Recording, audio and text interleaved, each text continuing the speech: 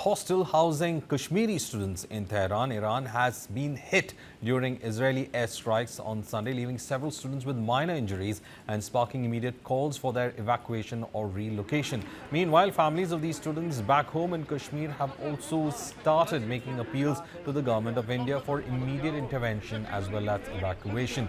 Parents have requested Lieutenant Governor Manoj Sinha and Government of India to evacuate their kids or even at least shift them to some safer locations.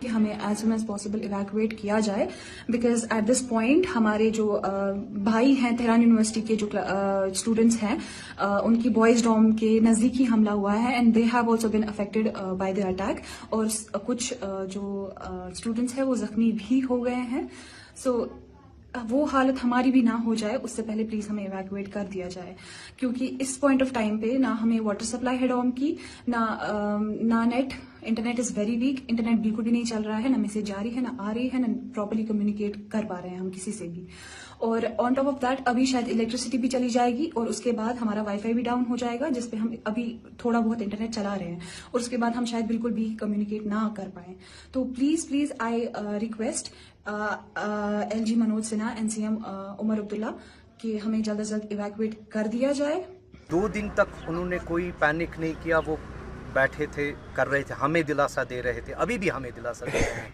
They are saying कोई बात नहीं लेकिन कल से एक panic button वहाँ पर press on हो गया है कि वहाँ पर जो कल अटैक हुआ एरियल स्ट्राइक हुई है उससे बच्चे इतने ट्रॉमेटाइज्ड है दे आर नाउ रिक्वेस्टिंग अस कि हमारी इवैक्यूएशन या हमारी सेफ लोकेशन का कहीं पर आप रिक्वेस्ट कर दीजिए to the ministry of external affairs government of India और so that they will direct the embassy has been already directed ऐसी कोई बात नहीं है कि एम्बेसी को डायरेक्शंस नहीं है ministry of external affairs is on the job ये भी हमें पता है जो हमारे फॉरेन मिनिस्टर है he is very capable he can handle all these things लेकिन अब हमारी ये रिक्वेस्ट है कि हम इस तरह में हम पेरेंट्स हैं बच्चे सबके सांझे होते हैं हम मतलब अब हर कोई आप समझ सकते हैं एज अ जर्नलिस्ट आपके भी बच्चे हैं सबके बच्चे हैं और इतनी दूर जब वहाँ पर कोई भले ही वो सेफ हो लेकिन हमारे दिल यहाँ पर धड़कते हैं कि पता नहीं कब हम वी मस्ट नॉट वेट कि खुदा न खास्ता गॉड मेरे मुंह में खाक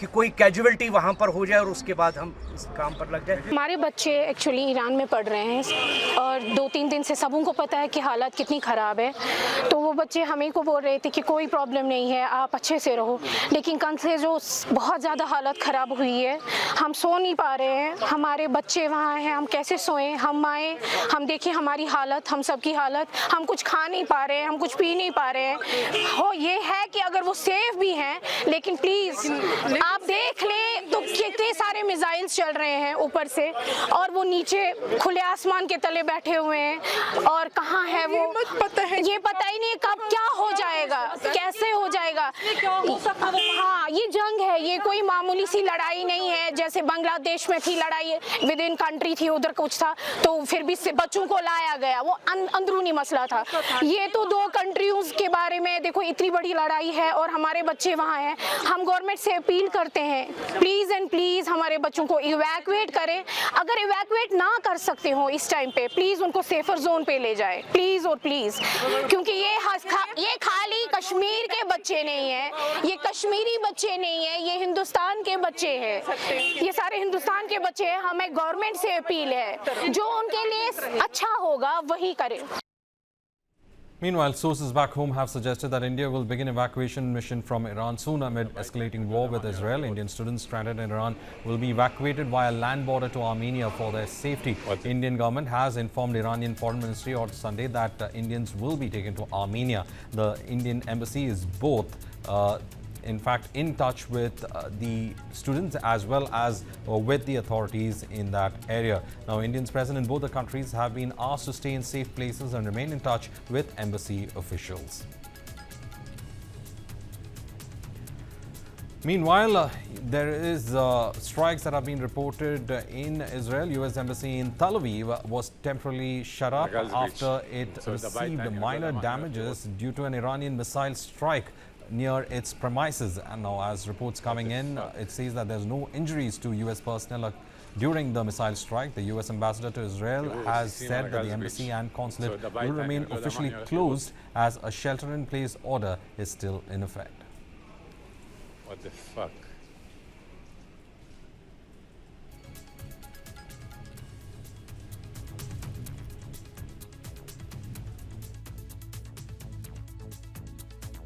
By Lev Aran, Israeli columnist and journalist. Lev Aran, the world is worried about this escalatory nature of this conflict that's going on between Iran and Israel.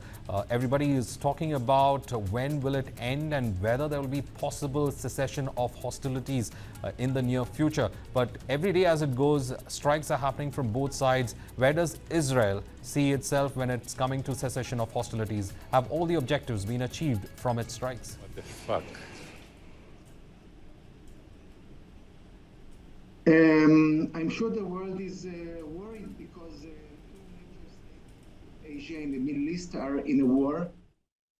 And we see the casualties, we see the death toll in Israel and in Iran. But let us not forget that if Iran actually controlled all the stages of its nuclear capacity, the world would be much more worried, even hysteric. So compared to the potential damage of nuclear Iran, I think what we see now is a bit more minor. Well, Lev Aran, one question that especially people in South Asia have over here is this, that is Israel acting as a front for the Sunni Arab countries that are also having the same worries with Iran having a bomb? And, you know, there is only silent kind of a token protest that the Arab countries have in fact put out. But in reality, they want Israel to ensure that Iran doesn't have the bomb. Exactly. We can say that West Asia or the Middle East is like the Mecca of the doublespeak. On one hand, the moderate Sunni countries will scold Israel, and they will say that the war must end. And then, you know, chup chup, under the radar, they will tell Israel, continue until Iran doesn't have the nuclear capabilities. So, of course, the moderate Sunni countries do not see Israel as a threat, but they do see Iran as a threat, and therefore they are quite happy that this status quo of Iran as a power that is going to have a nuclear capabilities, that Israel was not ready to play this game anymore. Well, Lev Aran, another crucial factor, as you pointed out, the kind of politics that is happening at the moment. Has Israel inadvertently got into a war that has been quite ancient when it comes to Shias and Sunni? Now, these two power blocks, before they were empires and you know, kingdoms of Sunni kings that were in war with each other, and now has Israel inadvertently, it has its objectives, Israel of course has its objectives when it comes to Iran, but have they inadvertently got into a religious war of Muslims? I don't think so, because we see that, for instance, Pakistan, which is a dominant Sunni country, and also the death toll of the Shia minority there in terror attacks was terrible one. We see how Pakistan supports Iran. So it is not only Shias against Muslims and vice versa. It is moderate countries against jihadist countries. And let's try to remember that Iran is actually on a weekly basis is fanning the flames also in Kashmir itself. So it is not only about the religious thing, it is also about geopolitics. Well, also, interestingly enough, your Prime Minister Netanyahu, in fact, said that, you know, the objective of Israel is not a regime change, but these attacks could lead to a regime change. Is Israel expecting some kind of a social unrest that could, you know, bring down the current theocratic regime in Iran? I think as Israelis, we have to be honest. We cannot walk over the red lines of Donald Trump. And I guess a lot of the things that we say now, our politicians are saying, they are reflecting what the Americans want or do not want. And there is a very strong opposition, even even within the Republican Party in America, not to get too much involved with the war. So I guess that if the Americans do not want a regime change at this point, but they want Iranians back to the Oman talks, or they don't want Khamenei to be killed by Israeli missiles, Israel has to comply. It is not only what Israel wants, it is also what Americans want.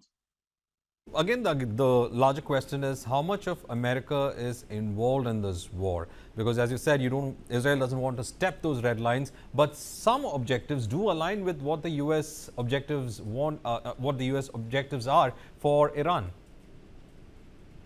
You know, I read in the BBC that America was surprised by this attack, or that we are disobedient to the American policy, and I had to smile because in a way, people who understand the history of the Israeli-American relationship understand that we are together. Americans and Israelis are together. So maybe now Israel is the bad cop and America is the good cop.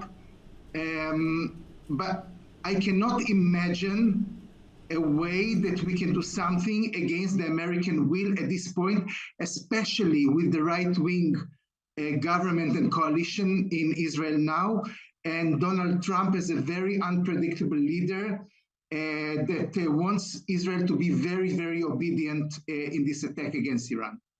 Well, now I have a question again, is that when it comes to Israel's geopolitics objectives, there is a Shiite crescent that is being unraveled. Of course, you have a Sunni regime in Syria now. That Shiite hold on that country has been unraveled. You had Hezbollah who's been weakened. And of course, though the Hamas doesn't technically fall into the Shiite category, they were supported by Iran. So all the proxies have been first taken out. And then you have gone for the main country as such. Was this part of the larger strategic plan? I do not think so, because Netanyahu himself was scolded many times, even from the, let's say, liberal left wing in Israel, why he is not attacking Iran. So in this sense, I don't think there was some kind of a master plan.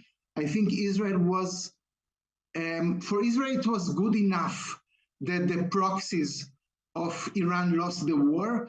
But once the Oman talks between America and Iran failed, and also a very soft watchdog like IAEA declared for the first time that Iran is not complying anymore, Israel had no chance, Israel had no, let's say, option but to attack Iran, because otherwise Iran would control, all the stages of the nuclear capabilities. And this thing, both America, Israel, and maybe even Europe could not digest.